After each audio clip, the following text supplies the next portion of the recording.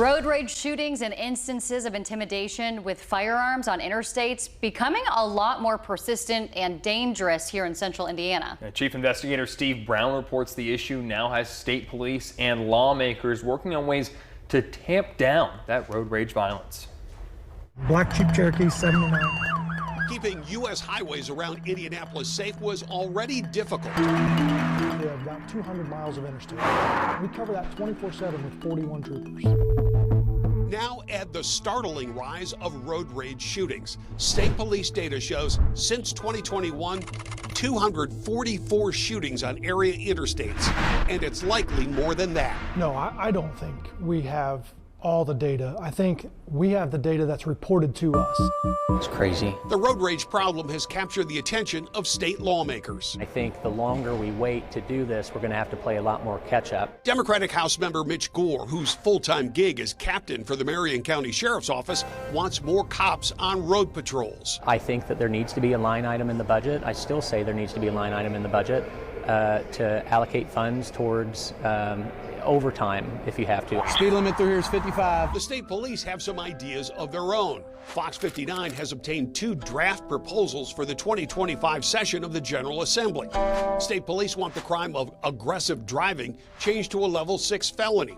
It's also asking that Indiana's criminal recklessness statute be toughened to make a motorist shooting into an occupied vehicle a level 3 felony, punishable by up to 16 years in prison.